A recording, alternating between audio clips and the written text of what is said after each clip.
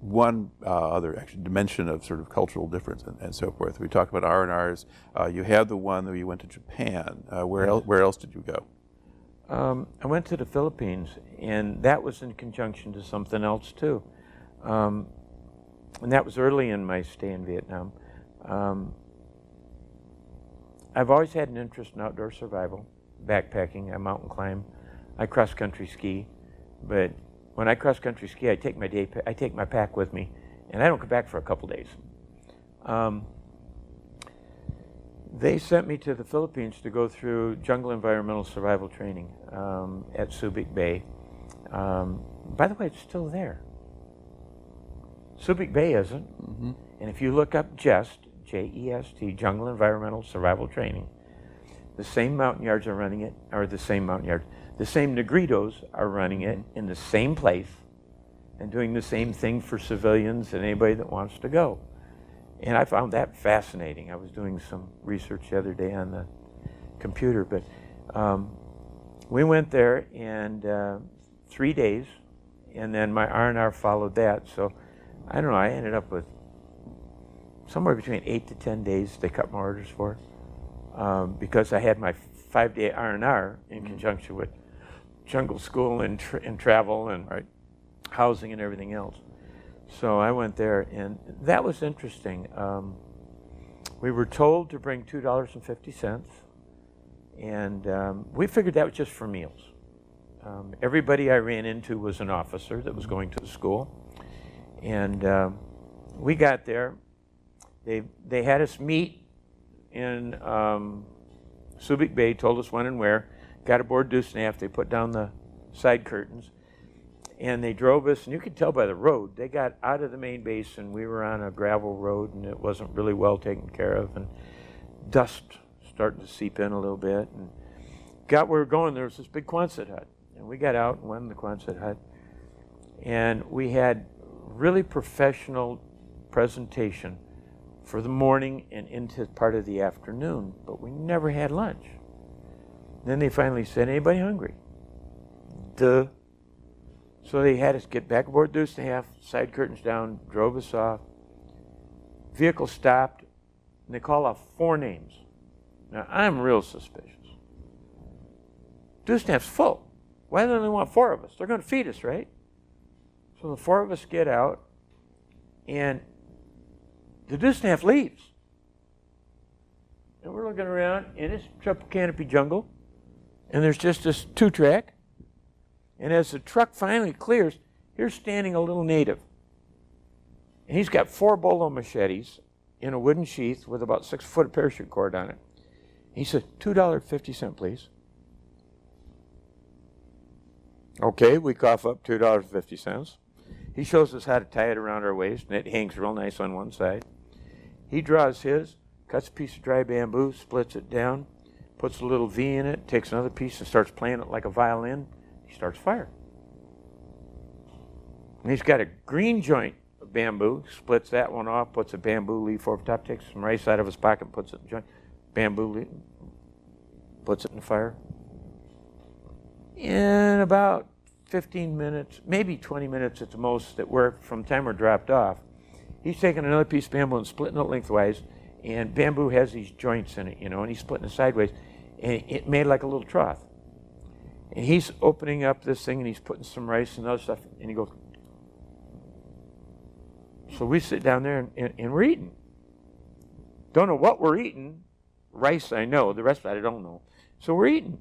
And when we get through eating, he goes like this, and he says, then he speaks. The guy actually can speak, and he speaks English. He says, what you see? Well, pilots aren't usually off the farm. So we're in Sambo country, we're in tiger country. He gets some strange answers. And then he looks at us, and he points again, and he says, look again. You stand in world's largest grocery store. Only reason man starve out here is no read packaging labels. And for the next 3.5 days, everything we wanted was prepared. Everything. We had, at one point, Well, the first day, he was showing us medicine. Second day, he's showing us water. I got that out of order. First day was medicine and water. Second day was plants. Third day, he's showing us how to catch animals. And then the next day, we were picked up early in the morning and taken back to base. And culture differences again. I mean, when we're doing the animals, he's upset with us that we want to catch them by the neck. They'll be dead. He says, catch them by the leg. Tie them with a string. Give them water. Eat them when you're ready. Otherwise, famine or feast. He says, dumb. First day, he's showing us where to find water and medicine. One of the guys picked up a piece of bamboo. He struck it with his machete, and it split. And the edge of bamboo, when it splits like that, it's very sharp. And he laid the palm of his hand wide open. Well, I'm a wilderness EMT. And I'm looking at that, and I'm thinking, how many stitches? And like I said, a scratch is a pus track. And I'm figuring, this guy's out of here. Mm-hmm. Ain't no way he's going to perform for the next couple days in the jungle with us with a cut in his palm like that. And I mean, it's clear through the skin. I mean, it's good cut. The greeter goes over to a little tree and uses the knife down by the hilt and just scrapes it and ends up with what looks like kind of a Brillo pad. Puts it in his hand and says, hold it. He goes over and he pulls some leaves off another one, and it milks up on the end like a milkweed. Takes that little Brillo pad out and he paints it with the sap. I noticed by this time the wound's over 3/4 of the way closed. Puts the bark back. He says, hold it. It never opened up. It never got infected. When we got back to base, I went with this guy over to the aid station. And they're looking at it and says, what's that crap you got in there? Because by now it's scabbed over some and that. And he said, well, I don't know. The Negritos did that. Oh, you're with the JEST program. Oh, yeah. They paint it with that white stuff? We says, yeah. He says, you know, we're testing that stuff in the lab back here. It's got the same medicinal effects as iodine. We're trying to figure out how much to use to purify water. We're going, what? He says, don't know what to do with it. He says, if it opens up, come back. Anything we do now would be secondary injury. He says, it's closed. It ain't going to open. Mm-hmm. I'm going, whoa, okay. Last night we were out. The Negrito got together somehow out there in the middle of nowhere. Of course, these guys, I mean, they grew up out there. Mm-hmm. This is their thing. Come to find out, the guys we're with have got college degrees. But you know, you went, I mean, they were wearing fatigues, jungle fatigues. A couple of them had some sort of footwear on. Some of them were barefoot. If they had anything on their back, it was smaller than a book bag, and their machete. And I mean, we didn't go without anything. I mean, at one point, the guys were swimming in a bend in a river, and they were commenting how, yeah, they weren't dirty, but they felt sticky. And what the greeter goes over and he cuts this vine, and it was all twisted. And he says, get a rock and pound it flat. So we get 2 rocks, pound this thing flat. He says, go wash like wash rag. Get into it, and it lathered up like it was detergent. Washed with it, this is wild. Getting all clean. So last night, all these guys kind of start getting together. And everybody that's in the class ended up in the same campground. And we found out top of the hill right there is where Dusnev had a road again. And we went out the next day. But that night, we all got together, and they said, you know, we know we're going back to combat. Anything you guys want to know? And we says, well, yeah. Anything you can't get for us here. I mean, we're mesmerized. I mean, there's stuff in medicine. Where to find water. I mean, they were showing us a number of plants that all we had to do was cut them and water ran out of them. And it's purified. Mm-hmm. We were just mesmerized with everything that was going on. And you can't absorb it fast enough. But a lot of it's the same. I mean, if you see a dandelion here, it's a dandelion there. It may be bigger, but it's still a dandelion. So some of this stuff washes over. And some of that I picked up real easy. Well, we're sitting around this campfire and I ask him, and he says anything. So he says, 2 things no can get. Says, okay. No San Miguel tree. Well, San Miguel is Philippine beer. He's talking about no Coors, no Budweiser, no Falstaff, you know. No San Miguel tree and no sex tree. But other than that, anything and everything we wanted out there. I mean, it was just unbelievable, the stuff that, if I sit and think about it, I'll think of some more examples of stuff they come up with, but it was just, we wanted for literally nothing. Matter of fact, it was strange. I woke up the morning they were going to take us out. We had learned to take a piece of bamboo and you hit it with your machete to the outside. You pull that little piece of wood out. Bamboo joint's about a third full of water and it's already purified. And we'd put some freshwater prongs in there, and we'd put some palm heart in there and some other things. And then you put this piece of wood back in upside down, and you put it in the fire, and it acts like a pressure cooker. The water only gets so hot, and the little piece of wood comes up, and you see some steam come out. And when steam don't come out anymore, you know everything's in there's cooked. And I had one of these I'd saved. And I woke up, and it rained real hard the night before. And we were starting to get into the monsoons. And I had a rock that was probably 5 foot high. And we were near a creek, and the creek had come up and completely surrounded my rock, but it hadn't got up to the top of me. And I had slept with my legs drawn up in my chest with my poncho over me, and I had this joint. When I woke up in the morning, I hit that joint, I flipped it on the side, and I'm eating a little rice and palm heart and some prongs and thinking, life just don't get any better than this. And they took us back to base, and then I realized this is Thanksgiving. So we went and showered because we'd been, several days in the same clothes, and I went and showered and changed clothes, and went down to the BOQ, and they had table after table after table laid out with roast beef and ham and turkey and chicken and everything you could think of laid out. And I went through, and the contrast, again, talking about poor and talking about the way we live. And matter of fact, just recently I was listening to a documentary, and the guy was making the comment, and I never thought about it at the time, and I never thought about it causing a problem, but he says part of the problem our troops had with the Vietnamese that we were working with was the difference in life standards in our culture. And this idea of poor and the way we lived and our housing and their housing and what we ate and the way they ate, and coming back out of the field and thinking I was living like a king, and then walking back and a 4th of July don't go by that I don't think about the way the Montagnards lived and the way the Negritos lived and the way the Vietnamese lived, and just so thankful that this country, and we have so much excess that we don't even think it's excess. I mean, it just all the road. All right. Now, did you have another R&R in there? Or actually, before we get to that, actually, so you go back, you're at Subic Bay, you have Thanksgiving dinner and so forth, but did you then have a few days at Subic Bay before you left, or? Actually, we flew into Clark. Okay. And then we were overland to Subic. That was a shocking experience, too. You've been in the military long enough, especially in combat. You learn to sleep whenever you get a chance to sleep, and you learn to eat even if you're not hungry, even when there's a chance to eat, because, well, you don't know what's going to happen. You don't know when it's going to be able to get the next meal or drink of water or whatever.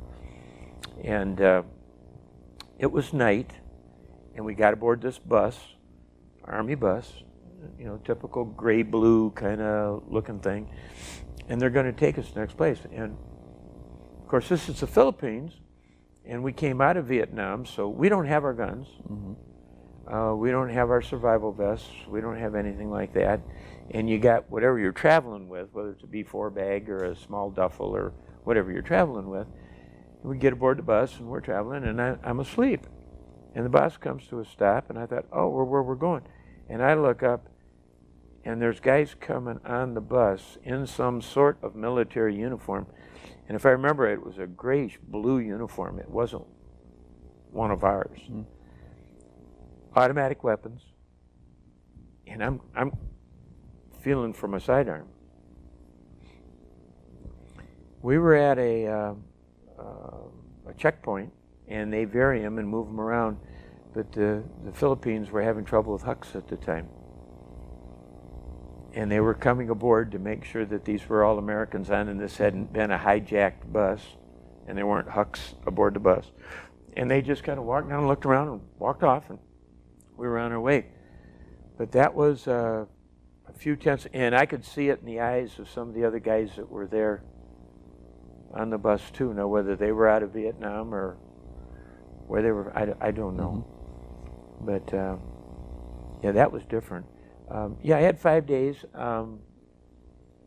Subic Bay was interesting. They had a great big officers club, and it was divided, sort of an upstairs, downstairs thing. And the upstairs was very formal, and it was very semicircular, and it kept going down steps like you have at somebody's home for a fireplace. But everything in front of you is glass, and you can see the whole bay. And there was a carrier group in there at that time, amongst other things, and you can see them all out in the bay. And the lights are down, so the outside's lit up. And all the way at the bottom of this setup, now these are all tables on these tiers.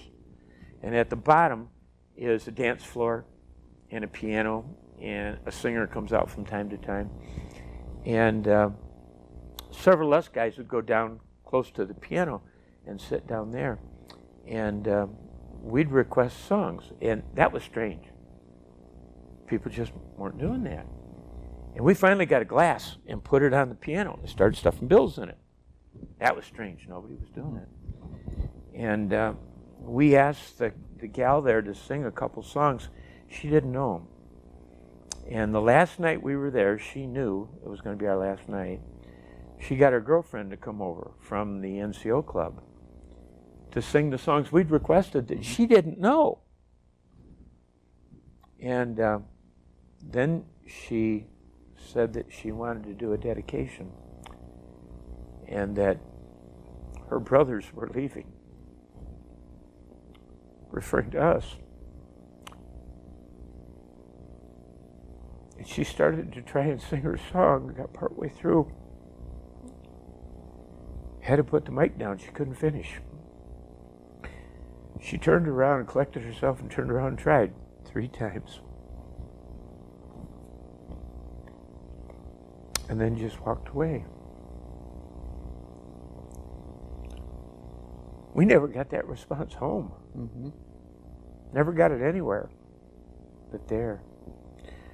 I mentioned you had the upstairs, downstairs, and if you went outside and you went down below, this was on the side of a hill, down below they had a stag bar. And just the opposite, there was no glass. It had 1/4-inch hardware cloth on the wall, and then mosquito netting on the outside of the hardware cloth. And you walk inside, and I think there were 2 tables, and I don't remember how many stools, but there couldn't have been more than 4 stools in the entire place. But there were a couple tables, and they were pillar type where you stand up by, and a bar. And down there was a big open patio, and there was a swimming pool out there. And at night, nobody was using the swimming pool, but there were tracks that came from that bar, went across that patio, and went to the swimming pool. And inside, they had Last Chance, big plaque on the wall, Last Chance, and there were names on it. And they had this car, and it was inside the bar, and they'd open this door, slide the curtains back, whatever, and this car kind of looked like a bullet, pointed on both ends. And you could sit in the car, and there was a seat, and they had a lever, and when you pulled the lever, it dropped a hook. And just before the pool, there was a cable. And on both sides of the cable, there was a ramp coming up to that cable. You get in the car, and they'd pump up the air pressure, and when the gauge read a certain point, they'd say, "You ready? Ready?" They'd fire the car, and they'd go down the track. And you could drop the hook to catch the cable, and if you didn't, you went in the swim pool. All right, so I guess it answers the question of what do you do in Subic Bay if you're not getting yourself in trouble? Well, at that time, we had more Army aviators on the Last Chance plaque than the Navy did. So it was funny. I went out with the guys one night, and they wanted me to go in town with them, and I knew what they were thinking, and I wasn't really excited. They conned me into going in town, and I went in town. We went into a bar, Of course, the girls descend on you then. And, baby, you're nice. I like you. I don't want to marry you. I don't know if it was resonating, but then somebody else came in the bar, and she didn't really want to be with him, but he was buying her drinks. The two guys that were with me, the two gals that were with them, I says, what's the deal? And they said, oh, he weirdo.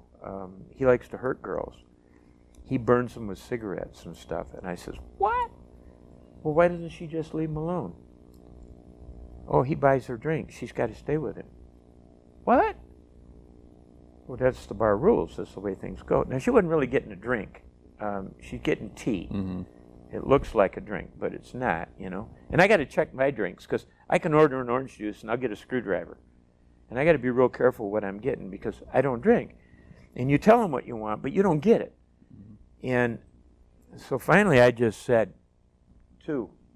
And the bartender looks at me, 2 drinks for her. So she had to come over and sit with me. And I kept buying her drinks until he left. And then I just told her, sorry, babe, you know, I'm not interested. Well, they stayed there till the bar closed, and the girls left with us, and we're walking down the street. And these guys want to take these 2 gals to the hotel, and ain't interested. These 2 ain't going to go unless she goes. Guys, come on, you're digging me in. I don't want this trash. Mm-hmm. So we end up at the hotel. I tried getting 2 rooms. Can't get 2 rooms, so I get 1 room with 2 beds. I told her, you stay there, you stay here. Savvy? And she woke me up in the morning, and I run her out. The following day,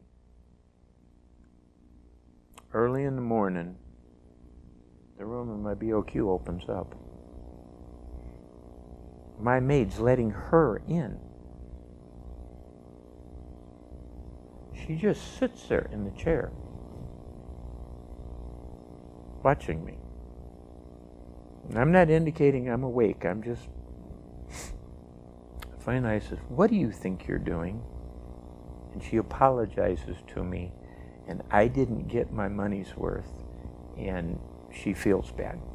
And I'm going, what? And I figured, somebody's going to try and take me for a ride.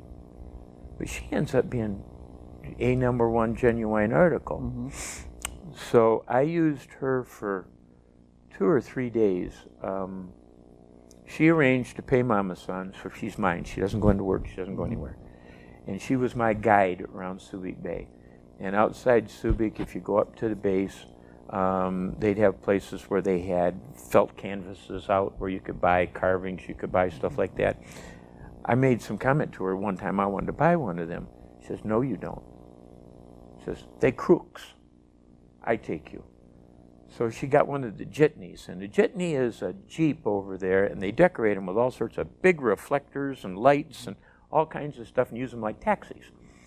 And she gets this jitney, and she speaks, I don't know what the language is, but it's not Spanish. And she's speaking to the driver, and he takes me somewhere on the way back roads. I don't know where the devil I am. And I'm looking around going, okay, so far she's being good to me, and I trust her.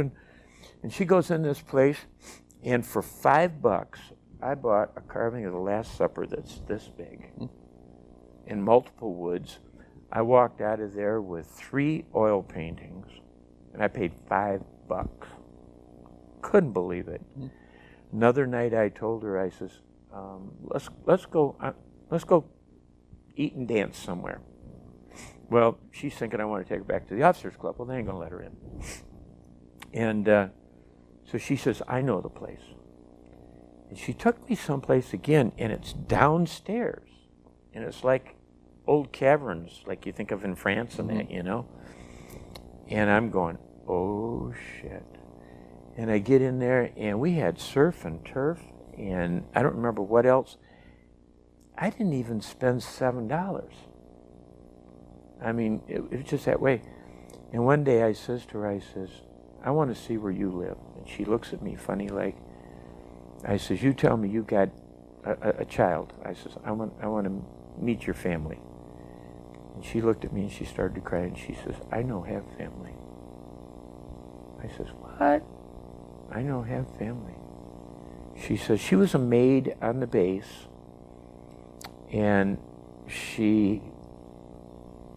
there was a specialist there, E4, that she fell for, and he said, if you love me, you're going to go to bed with me. And she believed that he wanted to marry her, and she ended up with a child.